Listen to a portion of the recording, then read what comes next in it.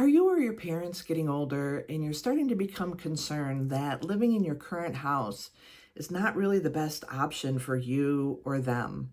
Maybe you live in a colonial, or there's too many stairs, or it's just too much maintenance. Don't worry. I have a lot of different solutions that you could do in preparation for this next stage of life. Stay tuned.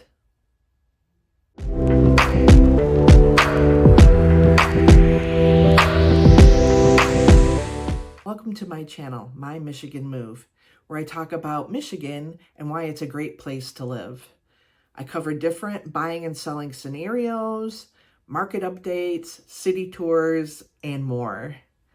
I'm an experienced Michigan real estate agent who can help you navigate the buying or selling process from start to finish. Check out the description below for some of my resources. Let's get started. As a real estate agent in the northern suburbs of Detroit, I've helped several clients settle the estates of their parents. Other clients move on to the next stage of life because their house no longer suited their needs. In this way, they were able to go into a condo, an apartment, something more low maintenance, or even sell their home so they can afford assisted living. I've run into a lot of different scenarios like foreclosure, probate, houses in disrepair, even hoarding situations.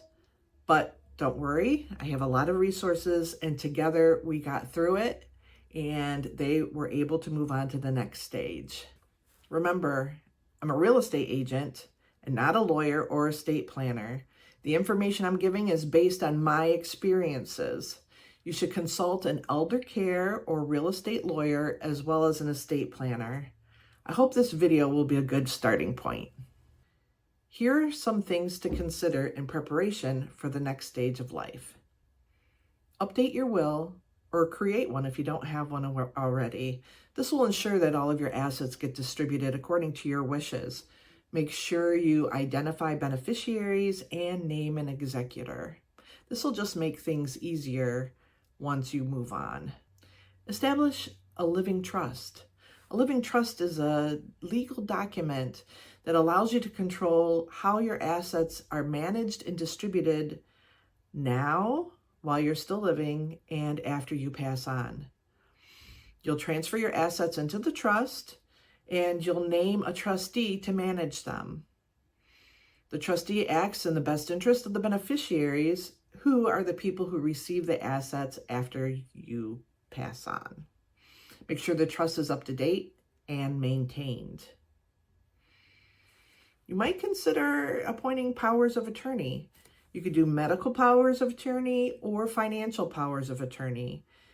Designate a loved one, somebody that you trust, but make sure they know your wishes, especially when it comes to medical. There's do not resuscitate orders, lots of different things to consider, but this takes the burden off of them. Document and organize your financial accounts and assets. Compile a comprehensive list of all of your assets, your investment accounts, your bank accounts, real estate, and valuable personal property.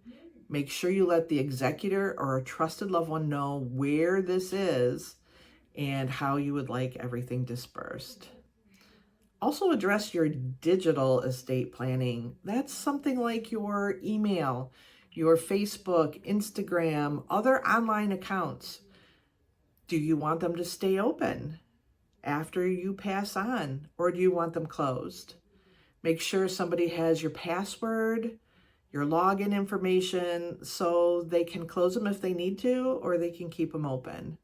You might have gone onto Facebook and seen somebody's Facebook of somebody who's passed on quite a while ago. It can be comforting to still see that, or it can be disturbing. So decide what you want to do. Consider your life insurance policies. Are they up to date? Are your beneficiaries up to date? Will it cover your funeral expenses and other expenses that might happen after you pass on? If possible, see what you need to do about adjusting that, and make sure your beneficiaries and the executor is up to date. You might want to consider to plan your funeral or your burial wishes. Write down what you like. Maybe even write up a little memorial on yourself. But another thing you can do is prepay that. It takes that burden off the people who are left behind. And going through that over the summer, that's a big step, and it does really help out. Organize your important documents.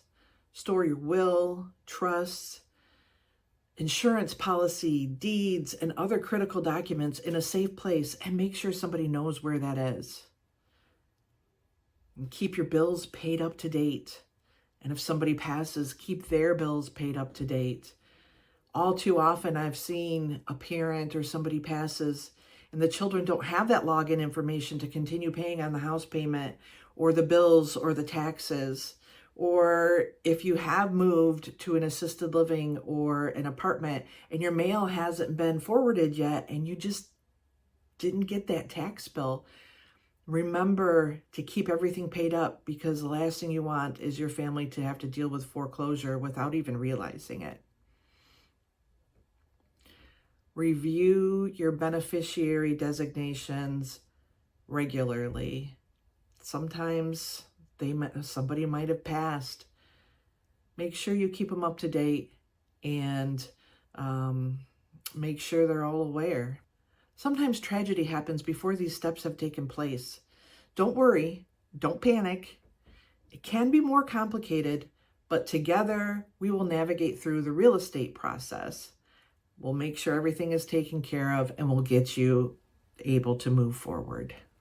Please subscribe to my channel and hit that notification button. That way you'll be notified when the next video in this series comes out. Check out my channel and you'll see some city tours and attractions and other more lighthearted topics. I know this one was pretty heavy, but it's something we don't like to think about, but it is something that we should, to make it easier for everybody in the long run. All right, stay tuned for the next video and I'll see you soon.